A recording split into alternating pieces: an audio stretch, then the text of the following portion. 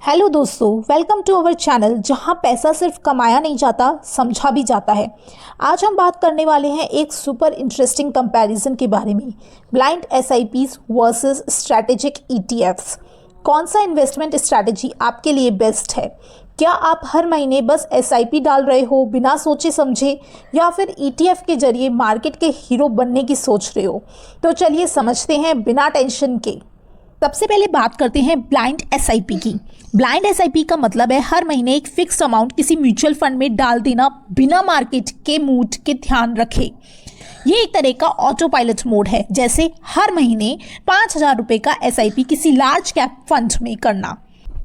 इसके 3 बेनिफिट है। एक तो ये सिंपल है, डिसिप्लिन मेंटेन करता है, और रुपी कॉस्ट एवरेजिंग के कारण लॉन्ग टर्म में एवरेज कॉस्ट डाउन होती है। एसआईपी के 3 नुकसान भी हैं। पहला कि मार्केट कब एक्सपेंसिव है, कब सस्ता है, एसआईपी उसका ध्यान नहीं रखता है। सेकंड, कभी कभी हाई प्राइस पे भी इन्वेस्टमेंट हो जाता है। तीसरा, फंड मैनेजर के ऊपर ही आप पूरा भरोसा करते हैं, आप उसकी कैपेबिलिटीज़ को ही ट्रस्ट करके एसआईपी में पैसा डालते हैं। अब आते हैं स्ट्रैटेजिक ईटीएफ्स पर। ईटीएफ्स यानी एक्सचेंज ट्रेडेड फंड्स। ये ऐसे फंड्स होते हैं जो इंडेक्स को फॉलो करते हैं, जैसे निफ्टी 50 या सेंसेक्स। स्ट्रैटेजिक ईटीएफ इन्वेस्टिंग का मतलब है आप मार्केट के इंडिकेटर्स देखकर इन्वेस्ट करते हो। जैसे जब मार्केट गिरता है आप ज़्यादा इन्वेस्ट करते हो, जब मार्केट महंगा है आप रुक जाते हो या कम इन्वेस्ट करते हो। इसके 3 फायदे हैं। पहला, ज़्यादा कंट्रोल आपके हाथ में है। सेकेंड, आपकी इन्वेस्टमेंट लो कॉस्ट पर होगी। Third, over the long run market beating returns possible है यहाँ पर। लेकिन इसके 3 नुकसान भी हैं। एक तो आपको एक्टिव मॉनिटरिंग चाहिए।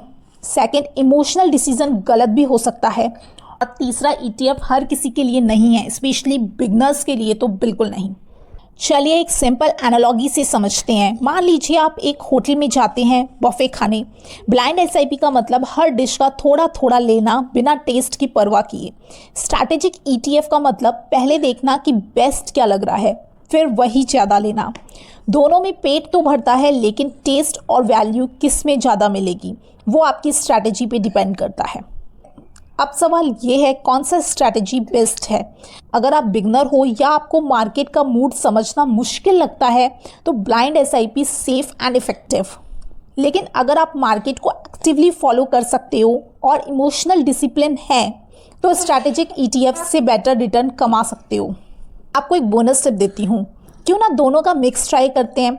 80% पैसा ब्लाइंड एसआईपी में रखो और 20% पैसे को जब मार्केट गिरता है ईटीएफ में डालो।